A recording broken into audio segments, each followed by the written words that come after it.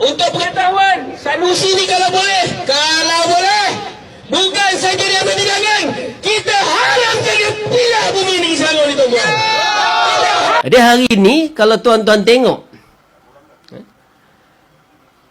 kita sebenarnya telah dinaratifkan oleh kerajaan. Kalau hari-hari kita tengok, kita dengar 3R tu.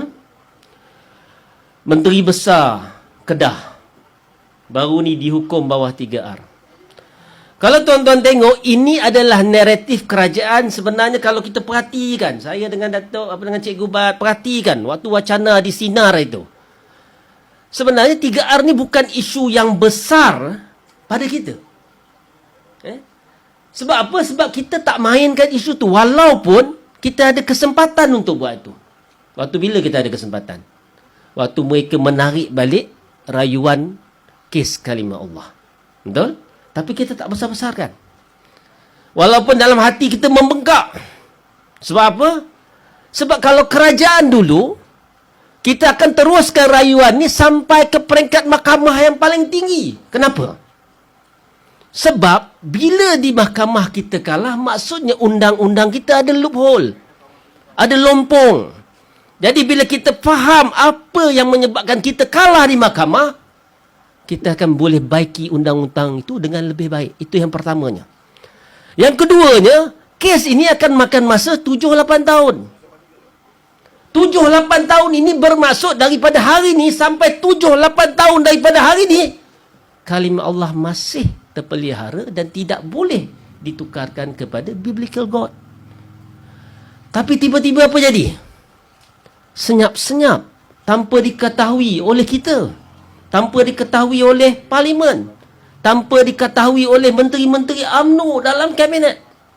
Tiba-tiba kes ini ditarik balik.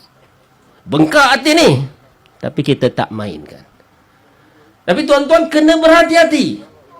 Sebab bila saya tengok serangan demi serangan, naratif demi naratif, sebenarnya pertama kerajaan ini goyang kerana dia tahu bahawa undi-undi Melayu Islam dia tak dapat banyak masa dulu. Dia dapat hanya 11%. Dia menjangkakan bahawa dalam PRN ini kita akan bawa naratif itu. Tapi sebenarnya tidak. Sebab kita tahu dah, orang yang mengundi kita sebenarnya mengundi kerana pertamanya tidak boleh terima Pakatan Harapan yang mana di dalamnya ada DAP. Betul? Yang kedua, orang yang mengundi Perikatan Nasional tidak boleh mengundi Barisan Nasional sebab di dalamnya ada Zahid dan parti ini dikaitkan dengan rasuah. Betul? Sebab itu, begitu ramai orang Melayu, Islam dan juga bukan Melayu atas pagar menyokong Perikatan Nasional. Itu saja. Tapi hari-hari kita tengok naratif ini dimainkan sebenarnya pertama untuk limitkan apa yang kita boleh cakap. Bila terlepas cakap sikit aja pun, tak menyebut pun nama Sultan Negeri mana-mana.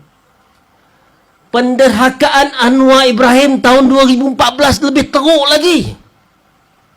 Waktu lepas langkah Kajang kan, tuanku minta nama 3 nama. Dia tak bagi 3 nama. Itu derhaka yang lebih teruk lagi. Siapa pernah dengar video Wanji? Sultan itu dinamakan dengan syaitan. Dan dia ada rancangan, game plan dia sampai 2024. Sultan hapus. Lebih teruk lagi. Kalau tengok seorang lagi, Iswardi, dimain-main ke yang di Pertuan Agong.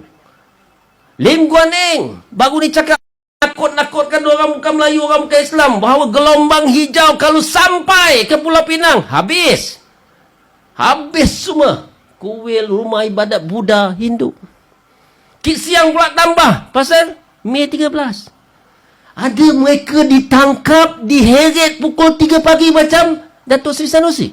Ada tak? Tak ada kan? Ada mereka dihukum selepas hanya beberapa hari siasatan, tiba-tiba terus didakwa. Ada? Tak ada.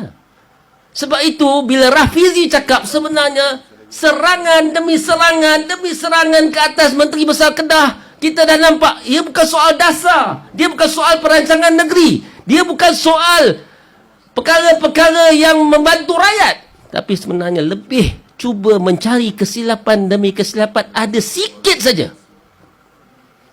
Itu saja. Dan tak pelikkah pukul 3 pagi di Heret, malam tu juga ada FRU. Pelik tak? Kenapa? Kenapa? Sebab mereka nak wujudkan seolah-olah keadaan provokasi. Supaya tuan-tuan di hadapan saya bangkit. Kita pergi beramai-ramai ke sana. Sokong Sanusi. Dan kita akan digambarkan sebagai apa? Kita akan digambarkan sebagai ekstremis yang menyokong penderhakaan kepada sultan-sultan. Kita akan dilabelkan sebagai orang yang suka memberontak. Kita akan dilabelkan sebagai orang yang boleh menakutkan bukan Islam. Itu sebab saya rasa 3R dimainkan hari-hari.